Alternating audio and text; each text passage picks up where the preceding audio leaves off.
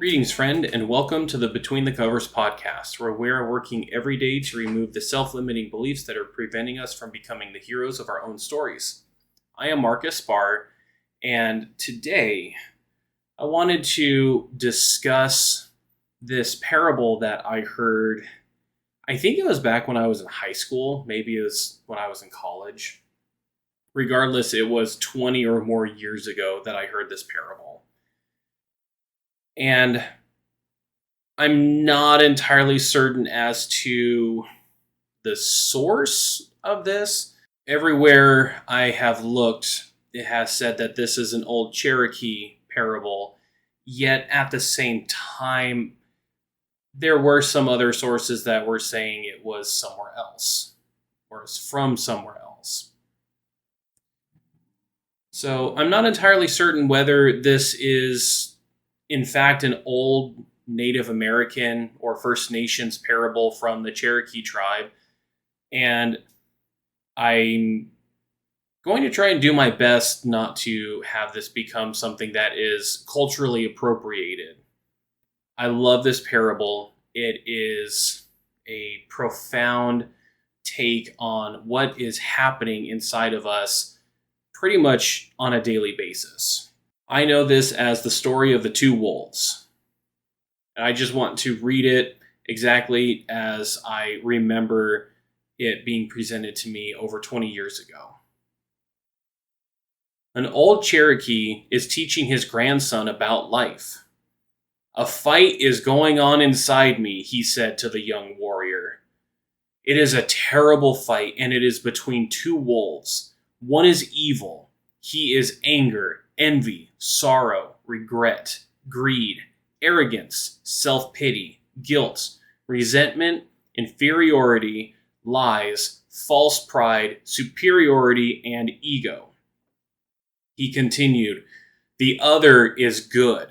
He is joy, peace, love, hope, serenity, humility, kindness, benevolence, empathy, generosity, truth, compassion, and faith. The same fight is going on inside you and inside every other person too." The young warrior thought about it for a minute and then asked his grandfather, "Which wolf will win?" The old Cherokee simply replied, "The one you feed." I love this story. This is a perfect representation of what happens within me on a daily basis. Not to mention that I am just a fan of wolves in general.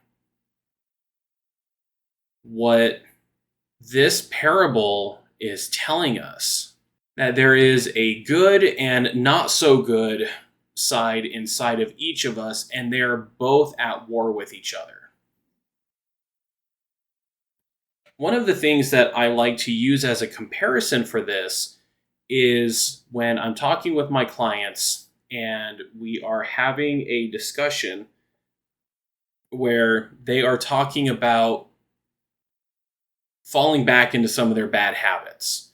I heard this years ago from pastor of a previous church, and I find it to be quite true. And that is, when you're given the option of something that you want to do and something that you should do, which are you most likely to choose? For most people, we go for the thing that we want to do.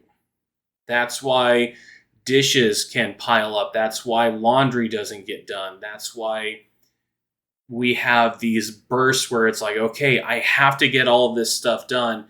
And we handle all of the housework, all of the projects, or clearing the to-do list. And then once we've expended all of our energy on that, then we just kind of sit down, take a nice deep breath, and then we can spend days or weeks doing something else, things that we would rather be doing, while these projects and to-do lists and chores continue to pile up again. That seems to be the normal way of things, at least in my household. So that struggle is definitely real. And when we are talking about these, when we're talking about these qualities that are represented by these two different wolves, if I go back to the list here, it mentions anger, envy, sorrow, regret, greed, arrogance, and it goes on to superiority and ego. A lot of these are attributes inside of us that get in the way of what we're trying to do. I know so many people, and I'm one of them, that has had troubles with anger in the past. A part of my story is I was bullied a lot while I was growing up. I grew up in a very conservatively Christian part of southeastern Washington. In fact, I still live in this area. And growing up, it was unusual for a boy to have long hair, and I did. And that also meant that I received a lot of negative attention from my peers and even from some people in authority over me. That created a lot of anger. It created a lot of sorrow. It created a lot of self-pity as well. I'm going over this list here. Inferiority, regret, envy. Created a lot of this negative stuff inside of me. All of this attention that was targeted specifically at my appearance, at my masculinity, at my sexuality. It was not a good place for me to be. And I fed that wolf for years. Let's not be so kind about it. I fed that wolf for 2 decades. At least 2 decades. For at least half of my life, I fed this negative wolf because it wasn't just my peers that were giving me these messages. I started to internalize them myself. I started to say these messages to myself. When I look at the qualities of the good wolf,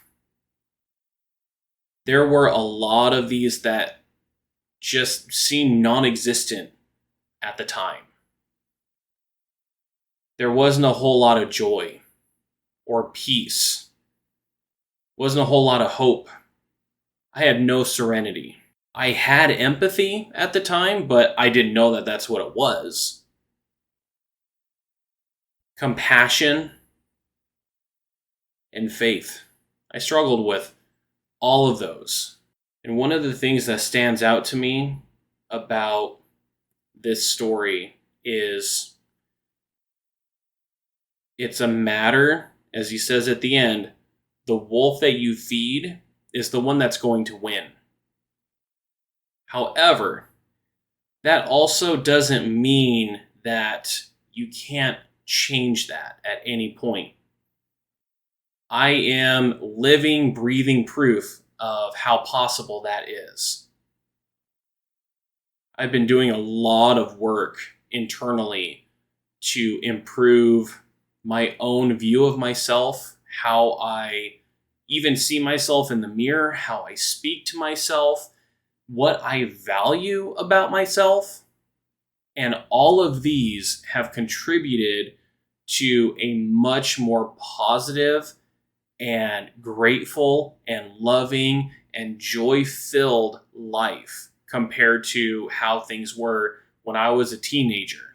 One of the other things that stands out to me about this very short story, and it's so profound, is this grandfather is still struggling with these two wolves.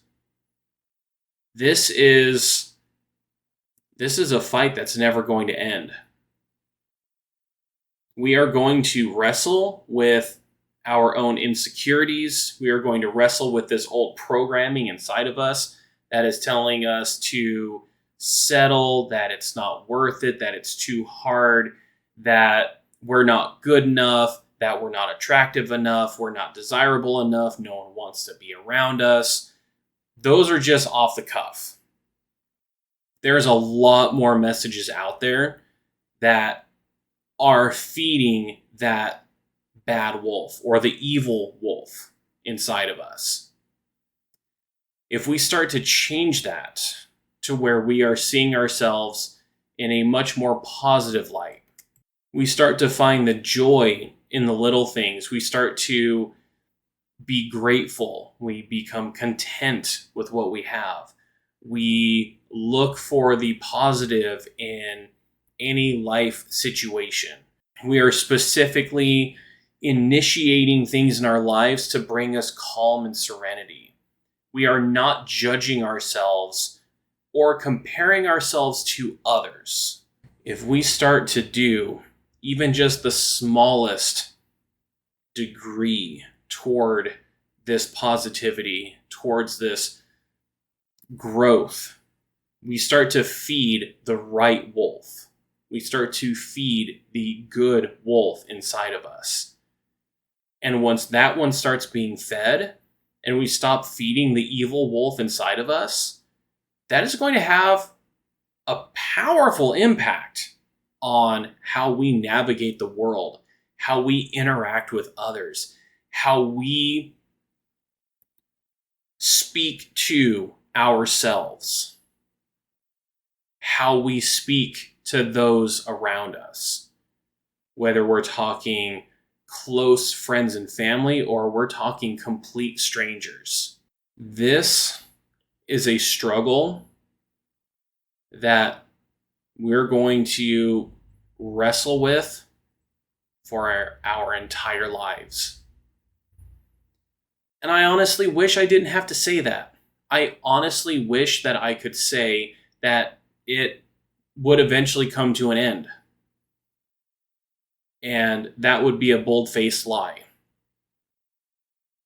I know of individuals who are in their 60s and 70s who are trying to do some good life-changing work, and they still struggle with the power of this evil wolf because they have fed it for so long. And while I say that, I also don't want it to appear that it's hopeless either. Every little bit that you give to the right wolf inside of you, the one that is going to have a positive impact on your life rather than a negative one.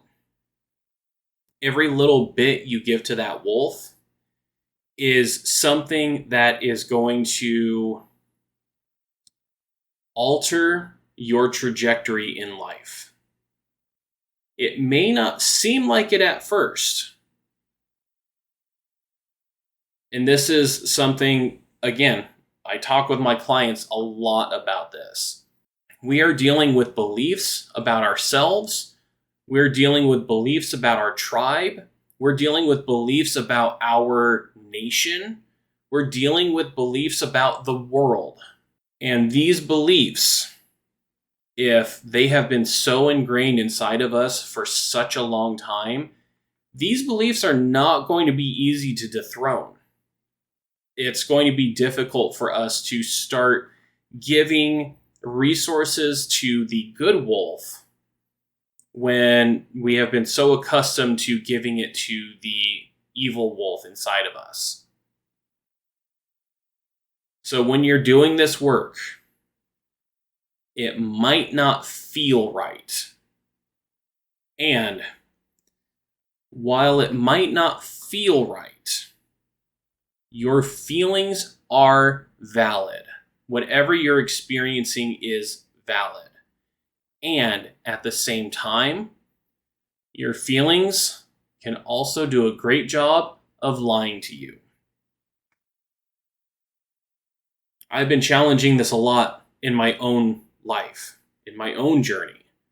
I have been challenging many of the feelings that I have, and one in particular, this is one that I've been doing a lot of work on, is when people cut me off.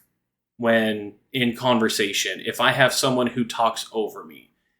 This is a very deep-seated struggle that I have, because people very important to me in my life have had a tendency to steamroll me in conversations. Usually what I would do is I would just clam up, and I would then start to go through all of the messages and pretty much the entire list of why no one wanted to hear something from me, why no one was interested in what I had to say, why no one gave a damn about my life. It was all about them. This is something that happened just this last weekend. Libby was running us through a game, and because of the situation that we found ourselves in, I had to play remotely. Libby was over at our friends John and Dan's place, and our friend Ben came over, and thankfully it is a game that pretty much just takes place via text, so we were just playing on Discord. And I was running into some technical difficulties while I was playing this game. Mostly in the fact that when I joined one of the voice channels in Discord, most people couldn't hear me. At one point, my friend Ben was having to listen to everything that I was saying and then try and relay it to everyone else.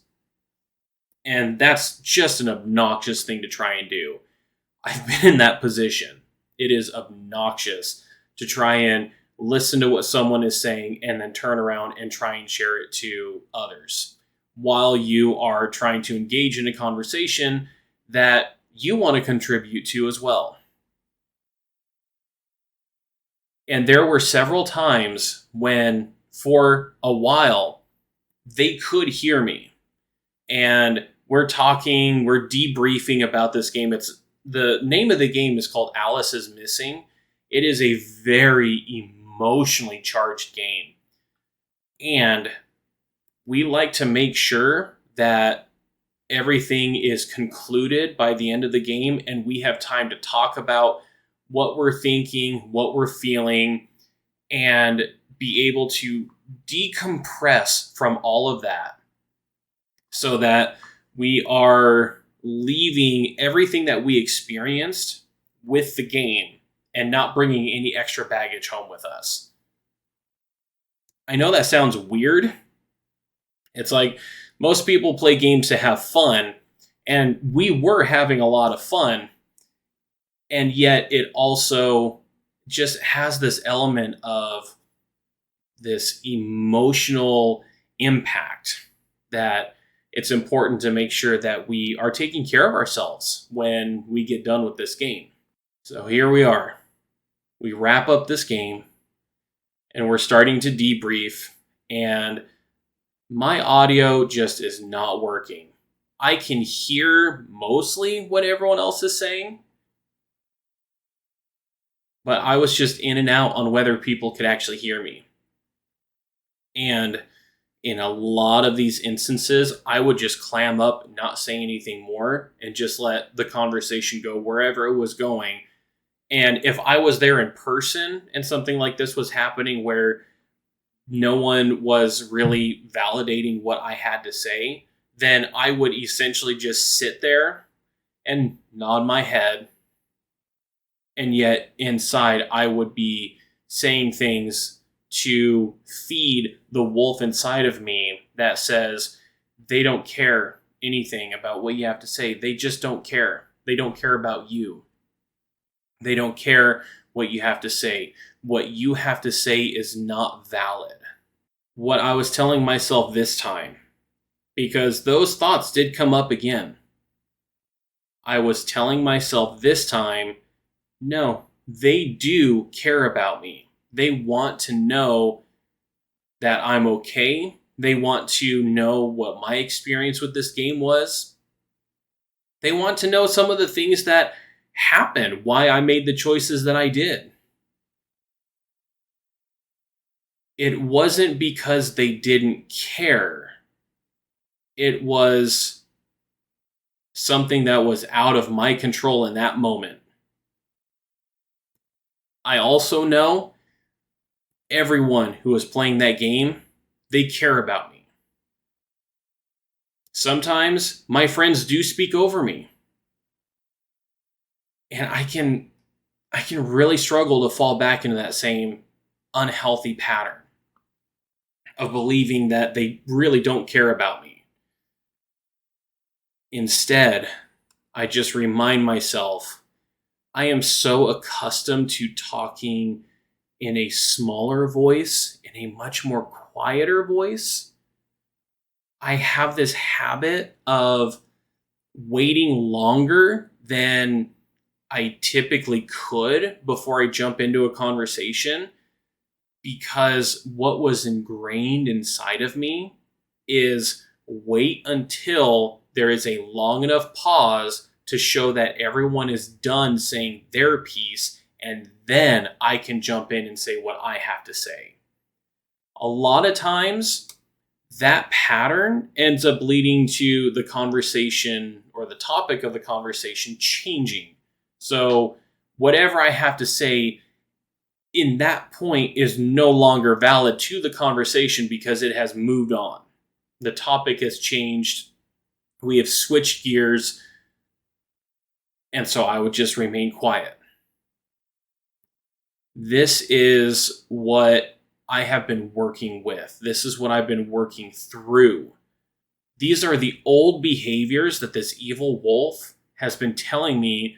This is just what life is going to be like. So when I have a friend who speaks over me, and sometimes Libby will even speak over me, it might not appear this way on the podcast, yet through the wonderful power of editing, I can remove a lot of the longer silences that I have. I can make myself sound better. I don't do a lot of editing with this podcast, mostly because I just don't have the time for it. So it's like just do the bare minimum. And I also have removed a lot of the filler words that I use. I recognize I use and a lot. I use so.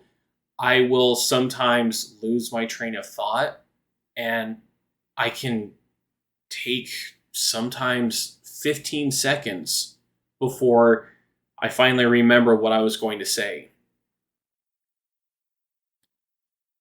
Those silences don't make for good audio programming. So it might not appear that I struggle with my language, with my voice as much as I do. There's also the benefit of I'm in here just myself and my dog Odin. There's no one else to contribute to this conversation. It's easier for me to maintain my train of thought. When I have loved ones who speak over me, I am doing a lot of work, a lot of mental work to prevent that evil wolf from coming back up and saying they don't care about you. They don't care what you have to say. I am intentionally feeding the good wolf in saying my friends do care about me. I am working to be more verbose in conversation. I am working to make it easier for people to hear me, while I also try my best to respect what others have to say as well.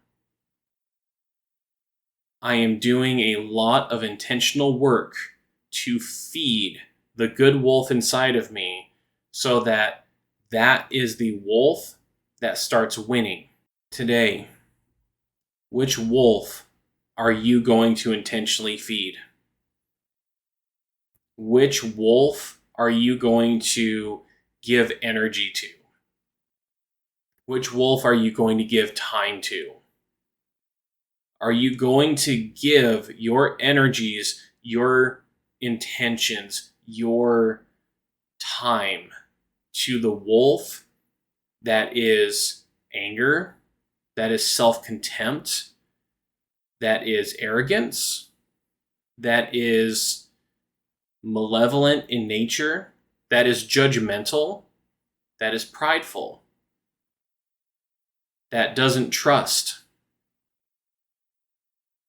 Or are you going to give your time, your energies to the wolf that is going to bring you joy, security, that is going to bring you life, that is going to bring you contentment, generosity? I'm trying not to go back to reread all of the different traits. I'm just trying to go off of memory here. Personally, for myself, I want to give more to the wolf that is going to bring me more calm and more peace and more joy in my life, than the one that is going to make me so miserable that I want to return to my maladaptive coping mechanisms, because I need something to distract myself from the tyrannical nature of this evil wolf. As you go throughout the rest of this week, I want to encourage you to feed the right wolf. Feed the wolf that is going to help you be a much more compassionate and curious person with yourself and with others. And until next time, live strong for today. Thanks so much for watching or listening to this podcast. If you like what you're hearing, then give this video a like and subscribe so you don't miss out on any future uploads. If you are interested in working with me, then take a look in the description where you can find my website or a link just to schedule a free 50-minute one-on-one call with me. Looking forward to talking with you soon.